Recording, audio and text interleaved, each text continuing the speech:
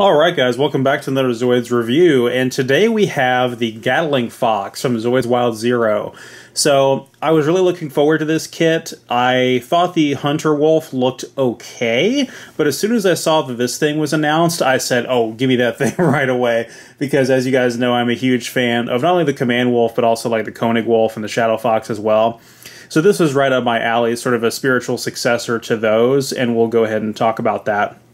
So, first and foremost, this is a sort of continuation or a retrain of the Hunter Wolf from the original Zoids Wild, similar to, like I mentioned, the Bazoodle being a retrain of the Ganon toys and the Triceratogos turning into the Styrazor, that kind of thing. They've done the same thing here with the Hunter Wolf into the Gatling Fox. And so the Hunter Wolf had that, you know, blue color and its weapon on top with some kind of energy cannon thing with just little fins on the side.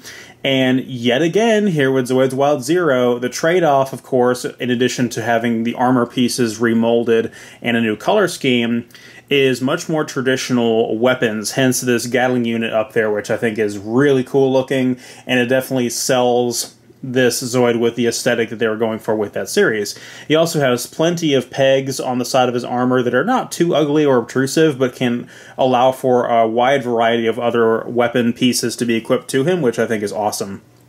So the Hunter Wolf, for those of you also that don't know, just for clarification, was renamed into the Alpha Shadow for the English version of Zoids Wild. So Hunter Wolf, Alpha Shadow, same thing. They're both later going to become the Gatling Fox. So, in terms of the lore with this thing, so they really did try to make this an homage to the Shadow Fox, I feel like, because it is a covert Zoid. It was also like a special prototype, so we'll talk a little bit about that. It has built-in active camouflage and was originally an experimental prototype developed by the Empire in Zoids Wild Zero. And its pilot was a guy named Bon Blood, I think his name was, like B-A-A-N, Bon. And so he was a staff sergeant with the Empire and was given this experimental prototype to pilot, and he did not realize that they had a sort of devious plan built into this thing. They did sort of a, they pulled the whole dummy plug plot point from Evangelion, where there was a device put into the Zoid sort of as a backup plan that would take control of it remotely.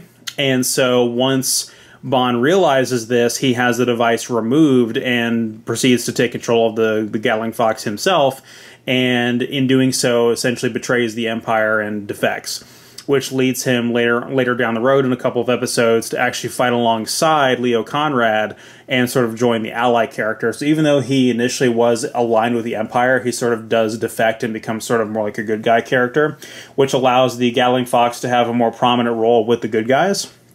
And again, I haven't seen all of Zoids Wild Zero, so I don't know everything that happens with this Zoid in the anime, but I do recall seeing a fight with this thing and the Dre Panther, which is sort of their analog for the Lightning Sykes. And so the rivalry between these two is very emphasized, and it is what I feel is a direct parallel to the rivalry between the Shadow Fox and the not the Koenig Wolf, the Lightning Sykes from the previous iterations of Zoids, which I think is pretty cool. Side note about the Dre Panther, I'm actually not that big of a fan of its design. I think the weapons on the side are cool in concept, but they're pretty ugly, and there's no real way to get them to lay down. Otherwise, the Dre Panther would be right up my alley as a Zoid I would find really appealing.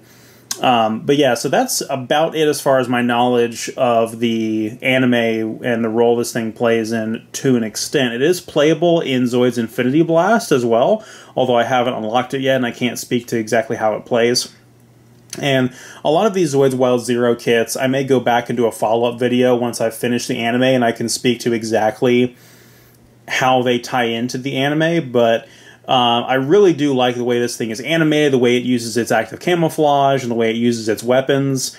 And even though the model kit, the Gatling gun can't face directly forward, it almost as if it's meant to engage airborne Zoids with that as opposed to ground types, but in the anime it's able to move it a little bit further forward and actually attack things that it's looking directly at, which is nice. So anyway, let's go ahead and talk about the model kit a little bit itself. So It is based, again, off the exact same skeleton as the Hunter Wolf. And the cool thing about it is that it's transparent. So these pieces are clear.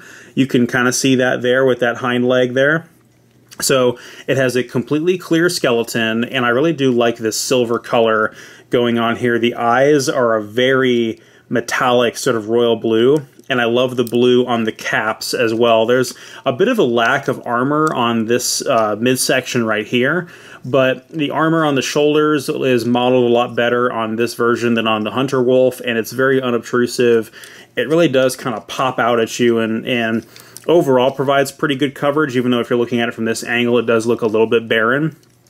And as far as like the features goes, it has some forward-facing guns right here, which are pretty cool. And then it has the main Gatling unit itself, which of course, if you're using the motorized function, much like the weapons on the Wild Liger series, they will flip forward over the course of the motor running, and it actually rotates on its own as you're doing that, which I think is, I'll try to get it in frame here. So that is just super, super cool. So it only goes as far forward as this on the model kit, which is a little bit of a shame. And then these guns flip forward as well. Now, I'm a little bit confused as to how you're supposed to position these guns. I know they're supposed to go in conjunction with the Gatling unit, which is pretty cool. But the confusing thing is that they do rotate forward like so, but they also have a hinge on either side that allows them to flare outward like this. But if we go like that, we can't have them flip all the way forward like so, or else they'll just pop off on the hinges there. Otherwise, that'd be you can see it pop off right there as I do that. See the plastic kind of bending, like it's getting ready to pop out. Otherwise, that'd be a pretty cool feature. So usually when it's at rest, I like to keep them roughly about right there to where they're sort of parallel with the Gatling unit while the Gatling unit is at rest. And just sort of insinuate that the whole weapon array would flip forward all at once to engage a ground Zoid or an airborne Zoid in battle, which is pretty cool. And of course, most of the Zoids Wild Zero Zoids, I have not equipped their little clear translucent pilot, but that would be positioned right here on the back of his head. And with the anime, of course, in Zoids Wild Zero, they did sort of retroactively change the whole pilot gimmick to where the pilots are actually concealed inside the Zoid in a cockpit rather than exposed on the top, which seemed to be this relatively petty, like, fourth wall analysis. Like it's a diegetic analysis of the practicality of that when you're sitting there fighting on top of a 20-foot tall robot dog. So it seems a little bit ridiculous to argue that point, but I've mentioned that many times before, how that was kind of a deal breaker with Zoids Wild, and something they did address in Zoids Wild Zero, even though these kits are essentially just remolded and retooled versions of their original Zoids Wild counterparts, and so the pilot element is unfortunately a residual of that. I think the Zoid that does the best job of sort of retroactively fixing that problem is the Burning Liger from Zoids Wild Senki, because that kit actually has a piece that opens and closes for a cockpit that fully conceals that translucent pilot, which looks pretty cool.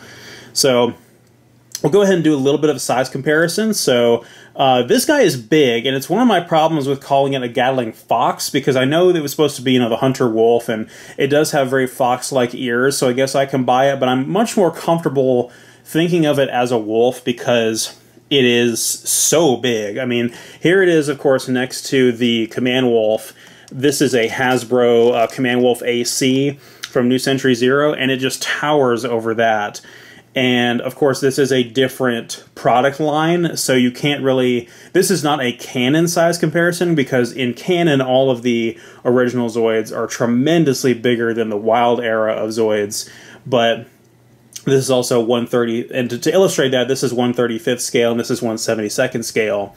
But this is like a $15 motorized wind-up kit, and this is a $20 motorized kit. So of course it's going to be bigger based off of that. But I did want to show. Oh, one of the caps came off. This guy is super old. It's my second ever Zoid I ever got, and I had to glue the AC cannon to the top there because almost every single wind-up Command Wolf I've ever seen has had the peg on the center break. And so usually when I see pictures of ones that other people have, they have the weapon pegged out of the front or the back. But here's a much more apt comparison, which I feel like really stuck out to me. So, a friend of mine, I did a import purchase, I think it was for the Beast Liger, and I got a Hunter Wolf and Gatling Fox in that order for a friend of mine to build. And so I had a little bit of hands-on experience with this thing before I bought my own copy of it, and I have felt and handled the Hunter Wolf in person for comparison's sake, but nothing really of note to discuss there. But what I thought was so striking about it was the fact that this thing is supposed to be a little fox, but it is just absolutely massive, even compared to the Rising Liger here. So it's taller than the Rising Liger, it's longer than the Rising Liger, and it just looks so big and bulky, and I actually think it scales quite well next to a lot of these other Zoids. Oh, something else I didn't really point out is that the tail does sort of open and reveal what I'm assuming is like missile launchers or smoke launchers or something like that back there, which is pretty cool. Very reminiscent of the Shadow Fox's tail weapon as well. But yeah, this thing is just, it's very big, and I can't say that I'm upset about that at all. I think it actually looks awesome, and I just love the Rising Liger so much. I kind of wish the Wild Liger line would hang its head up a little bit higher, because I keep feeling like its head is like super low, but that's the way it rests. I think it's just to make room for this massive weapons array here, whereas the Gatling Fox kind of keeps its head held high, so to speak. So those are my size comparisons for this one, essentially. So, all right, I think that about does it for this review of the Gatling Fox, one of my absolute favorite of the Zoids Wild Zero line, although I think I say that every time I review a Zoids Wild Zero kit. This whole line has just been fantastic. I could not be happier with the Zoids Wild Zero kits, and there will be several more to come. I still have the Omega Rex, and of course the elephant in the room there in the background who's just chilling back there. I'm not even going to acknowledge him, even though I just did. And I think that's it. I think that's all that I have for the Zoids Wild Zero line. I will contemplate getting the Snipe Terra, which is a Terrace type Zoid. It's an airborne Zoid, which I think is somewhat appealing looking. And then if somebody sat down the Dre Panther in front of me and said, here, build this and review it, I would do it. But at the moment, it's not one of my favorite designs, but there's elements of it that I do like. But other than that, I think, other than the Omega Rex and the elephant in the room back there, those are the only two Zoids Wild Zero kits I have left to review in my current collection, or that I have any foreseeable plans for getting. So if you guys have any requests, definitely let me know, but that's probably going to be all the Zoids Wild Zero kits, is the ones I've reviewed up until now, plus those two. So thank you guys so much for watching. I'll see you guys next time. Do you guys miss the gaming content I used to do on this channel? Did you guys know this is actually my second channel? My wife Michelle and I over on the primary Star-Crossed Souls channel do gaming content, as well as content about conventions and cosplay, and some of the niche fandoms we're into, such as Fire Emblem, Fate, and Yu-Gi-Oh! I'm also doing a retrospective series on the entire Type Moon series and all of the Fate works. It's a series I'm very proud of and has the highest amount of editing and production quality on anything I've ever done in my entire career of making videos. So if you guys are interested in checking that out, make sure to follow us on the main Star-Crossed Souls channel, and follow Michelle and I on Instagram for her art projects and my cosplay projects. I'll see you guys next time.